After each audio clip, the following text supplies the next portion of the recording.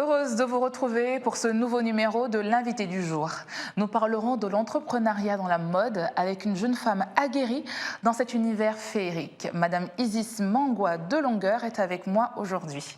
Bienvenue sur notre plateau. Merci pour l'invitation. Je vous en prie. Alors, vous débutez votre carrière dans le mannequinat il y a 13 ans. Oui. Racontez-nous un petit peu comment ça s'est passé. Alors, j'ai débuté il y a 13 ans dans l'agence Top Mannequin, en parallèle avec ma formation en étant à l'Institut national de sciences de gestion. Pour la petite histoire, c'est là-bas que j'ai rencontré mon formateur qui était juste en face, aux anciens locaux de Gabon Télécom. Donc, c'est comme ça que je l'ai rencontré et j'ai débuté l'aventure. Puisque depuis ma tendre enfance, j'ai toujours voulu faire du mannequinat, mais il faut se former, il faut avoir son ticket pour avoir un peu la bénédiction des parents, donc il faut faire les études. Donc après le bac, j'ai commencé à faire ce que je voulais vraiment faire. Et ça a été facile pour vos parents d'accepter justement de pouvoir épouser votre passion? Non, ça n'a pas été facile. Voilà pourquoi il a fallu avoir un diplôme, parce que le mannequinat, on est d'accord que c'est un milieu qui ne génère pas encore des fonds. En plus, pour des parents conservateurs qui ne savent pas ce que c'est, à qui il faut expliquer le rêve. Et puis, c'est un métier, c'est pas encore un métier, c'est un rêve, c'est une passion. En fait, c'est un peu comme une illusion pour les parents. Donc, ça n'a pas été facile, mais il fallait convaincre les parents, convaincre par quoi? Par les actions. Par vos diplômes que vous avez eus? Par les diplômes, par les actions, en étant aussi sérieux dans ce qu'on faisait, déterminé et réussir à tout prix, parce que c'est notre crédibilité qui en valait, quoi. C'est ça. Alors ensuite, après le mannequinat, vous devenez la coach mannequin en 2009. Oui, en fait, c'est un processus de formation. Quand vous finissez votre formation, moi, j'ai fini ma formation en 2 ans, de 2006 en 2008, mais je défilais déjà. Mais techniquement, je n'avais pas encore toute la technique. Donc, quand j'ai fini ma formation, et il se peut que je sais être pédagogue, où on m'a demandé de montrer aux autres. Transmission de compétences. Voilà, c'est comme ça que ça a commencé. En fait, j'ai jamais voulu être coach mannequin. C'était pas un rêve pour moi. C'est un peu venu à vous. Voilà, ce sont des choses qui vous tombent dessus sur votre parcours, où vous vous rendez compte qu'au finish, ouais, je peux faire cette chose, parce qu'après, ça sert à rien de savoir marcher et d'être la seule à détenir certaines techniques. Donc, il fallait maintenant que je transmettre. Et ça, maintenant, pour transmettre, il faut apprendre encore d'autres choses. Là, il faut être un peu comme la maman qui écoute l'enfant pour l'indiquer. Alors, comment s'est passée justement cette transmission avec ces jeunes que vous coachiez?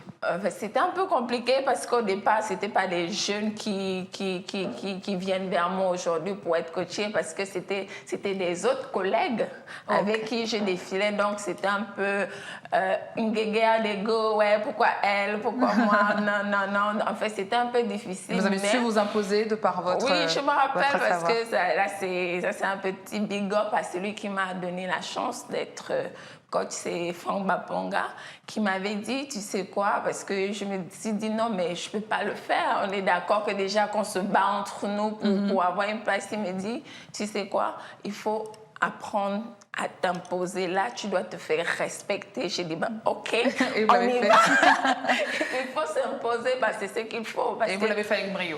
Avec brio, mais en même temps aussi, c'est un travail qui demande beaucoup de sensibilité, parce qu'il faut savoir à qui on en face, à qui on a affaire, parce que chacun n'assimile pas de la même façon. Il faut trouver la technique pour faire comprendre à la personne selon le type de personne qu'on a.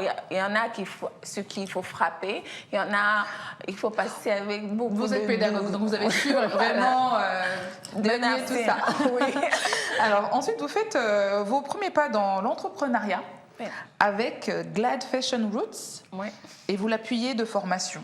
Justement, votre entreprise. Alors, quelles sont ces formations Glad qui vous ont Fashion aidé? Roots, c'est mon entreprise que j'ai créée En fait, pour moi, dans mon parcours, je me suis dit à 30 ans, je vais laisser un peu le côté strass et paillettes parce que moi, c'est le business qui m'intéresse. Mes parents sont commerçants bamiliqués, donc j'ai la chaîne des affaires. Donc, je vais pas dire que je suis venue là juste pour le strass, pour le paillette. Non, il faut que ça puisse générer des fonds. Et pour que ça puisse générer des fonds, il faut déjà être une entreprise, il faut entreprendre. Donc, j'ai créé Glad Fashion Route et c'était aussi mon retour déjà à l'Institut national des sciences de gestion avec tout ce que j'ai appris. Il fallait maintenant renforcer plus les capacités pour pouvoir gérer une entreprise parce qu'on ne gère pas une entreprise avec du make-up. C'est ça. Et quelles sont les formations qui vous ont été dispensées? Les formations, déjà, j'ai commencé par le programme BFR de l'entrepreneurium où j'ai eu monsieur Yannick Ebibi comme mentor qui m'accompagne toujours jusqu'aujourd'hui. Donc, tous mes projets sont suivis.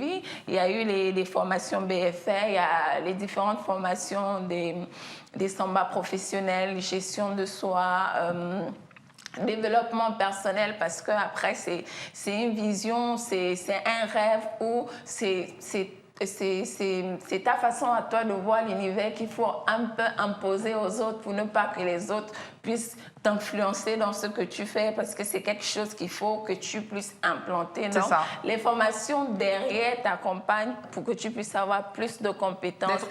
D'être outillé pour la suite. J'ai suivi des formations avec l'OIF comment gérer un projet, comment gérer un projet culturel avec Magali Oura, qui est une des experts du domaine, même en termes de management artistique.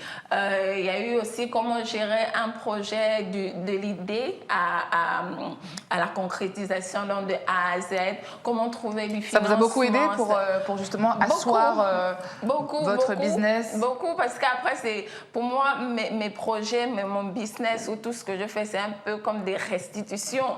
Parce que vous voyez, ce sont des devoirs pour moi où, par exemple, on est à l'ère du numérique où j'ai mon coach Estime Sanza qui me suit depuis le Congo. Comment gérer sa communication à l'ère du numérique? Ce ne sont pas des choses qu'on va laisser tomber. C'est bien beau la créativité, c'est bien beau d'avoir des beaux vêtements, mais comment on fait pour vendre? Comment on fait pour répondre aux attentes des clients où, malheureusement, il faut s'outiller pour être compétent parce que c'est un milieu, si on parle d'entreprise, on parle indirectement de concurrence. Oui, c'est un milieu très compétitif. Justement, aboutir le génie créateur de la mode par ses compétences vous permet de vous frotter au meilleur dans l'univers de la mode. C'est un univers qui est assez...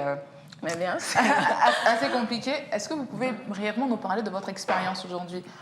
Aujourd'hui, déjà, j'ai lancé ma marque l'année dernière, Originelle. Donc, c'était un peu osé pour un jeune créateur d'imposer son Ça ne vous a pas fait peur de vous lancer?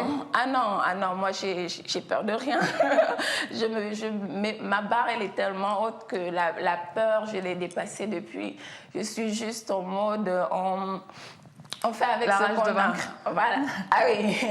C'est ça. La rage de vaincre, oui, mais plus... surtout être outillé pour pouvoir mener à bien votre business. Voilà. En fait, c'est suivre un processus tout simplement où je suis plus au stade où je me pose des questions si je vais réussir, si dans je la vais phase pas. concrète. C'est la phase concrète où il faut augmenter le niveau, mettre la barre haute, où c'est un challenge personnel. C'est pas par rapport à qui que ce soit. Donc, Originelle est là, mais c'est bien sûr, Originelle est là, mais maintenant, Originelle a son style. Faut un peu... Je parle plus de culture originelle. C'est une façon de vivre, c'est une façon de faire qu'il faut impacter. C'est ça. Comment est-ce que vous définirez justement le style de Originelle par rapport au Gabon? Quelle est la plus-value de vos marques pour l'univers de la culture au Gabon? Originelle, c'est plus le retour aux sources. Le milieu de la mode, c'est un milieu vraiment strass et paillettes. Nous, on utilise beaucoup de make-up pour camoufler les choses. Parfois, les choses telles qu'elles sont, on les voile. Or, un vêtement, c'est qui on est. Moi, je pense que par le vêtement, on peut savoir d'où tu viens. J'ai aimé les regards du plateau quand je suis arrivée. On dit, oh, le général. Je dis, oui, le général, parce que le style vestimentaire va avec culture, tradition. Donc, vous utilisez du pagne aussi? Voilà, je suis d'origine camerounaise, donc mes créations, on doit reconnaître cette touche-là. Ou même pour mes clients, il faut faut qu'on se reconnaisse dans ce qu'on fait. Vous sentiez, c'était un devoir pour vous de pouvoir imposer votre style, oui, mais également l'accompagner de votre culture? Oui, c'est important parce que le milieu de la mode, les standards imposés font en sorte qu'il faut, en fait, au début, oui, il faut entrer dans le standard, mais après, on doit exprimer qui on est. On va dire le mannequin parfait, fait 34-36, d'accord, c'est très beau, mais est-ce que c'est africain? Je ne pense pas que ce soit réaliste. Donc ça, nous, en tant qu'Africains, nous avons nos propres codes. Et ces codes-là, c'est ce que nous, créateurs africains, devons commencer à imposer parce qu'on se laisse trop influencer par ce qui vient d'ailleurs. Alors, quelles sont les difficultés que vous avez rencontrées pendant votre parcours? Ah oui, il y en a eu tellement.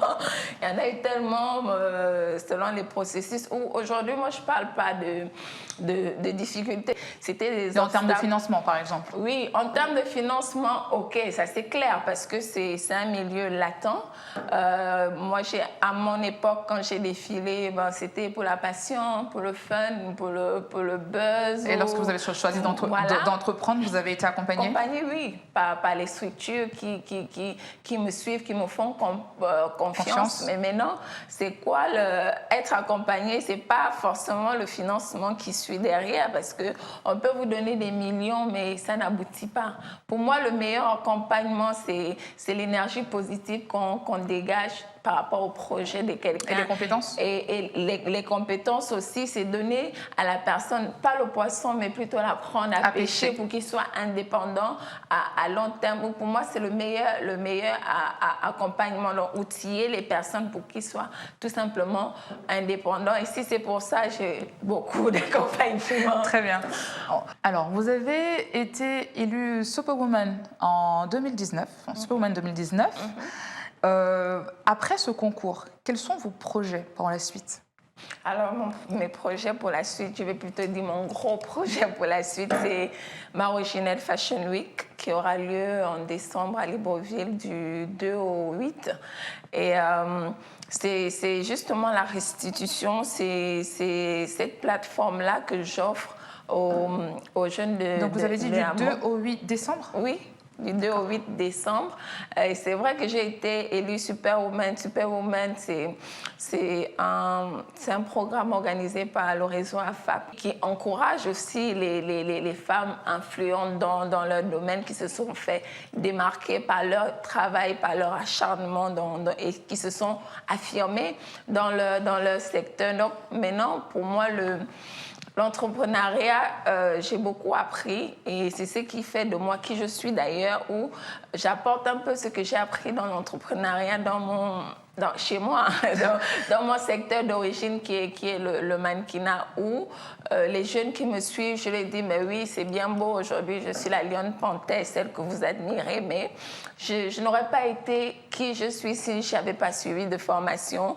Je ne serais pas qui je suis si je n'avais pas un processus, parce qu'après aussi, il faut avoir des objectifs ou des tâches à réaliser. Donc ça, ce serait votre mot pour ces jeunes personnes qui souhaitent entreprendre dans la mode. Pour ces jeunes personnes qui veulent entreprendre dans la mode, c'est beau, c'est merveilleux, oui, mais formez-vous, renseignez-vous, cherchez à comprendre aussi votre métier parce que c'est vrai qu'il y a des personnes qui sont là, mais vous pouvez être aussi la personne qui va amener le mannequinat, la mode gabonaise à un niveau où il n'a jamais été. Très bien. Alors, j'aurais une dernière question pour vous. Oui.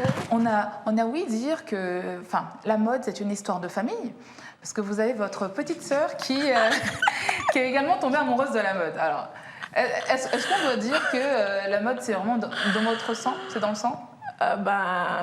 Si on peut le dire, oui, je pense, mais après, je pense que c'est ma petite sœur, c'est un peu ma plus belle fierté. Vous l'avez accompagnée également dans son rêve. Elle arrive dans le milieu, elle m'avait accompagnée une fois à l'agence, elle avait 13 ans. J'avais bien remarqué les ambitions de la petite, mais j'ai fait de mon mieux pour la décourager, parce qu'après, ce n'est pas un milieu facile. Je le dis à ma grande sœur, la maman Samba, qui a plusieurs fois essuyé mes larmes par rapport aux difficultés. Donc, pour moi, je n'avais pas souhaité qu'elle prenne forcément ce milieu-là qui n'était pas rentable, mais j'avais maintenant le devoir de la coacher pour qu'elle puisse avoir des choses que moi, je n'ai jamais eues. Aujourd'hui, je suis fière de le dire qu'elle est... C'est votre plus belle fierté? Elle est maquilleuse professionnelle, elle est payée, elle a un cachet, elle a un salaire que je n'ai pas. et c'est cette impulsion-là qu'il faut donner aux autres, où il y a des personnes qui sont là, qui sont des pionniers, qui sont des précurseurs. Et notre rôle, c'est de laisser l'échelle à ceux qui vont nous suivre pour que ça soit rentable, parce que c'est le but final de toute chose. Le rêve, oui, mais accompagner son rêve de quelque chose, c'est plus beau, et il n'y a que les finances qui... En tout cas, merci beaucoup Isis d'avoir accepté notre invitation. C'est un plaisir de vous avoir avec nous. Merci. Merci à vous, amis téléspectateurs, de nous avoir suivis sur Gabon 24. Retrouvez-nous sur nos réseaux sociaux, Facebook, Twitter et en direct sur YouTube. Quant à moi, je vous donne rendez-vous très vite avec un nouvel invité. Bonne suite de programme sur Gabon 24.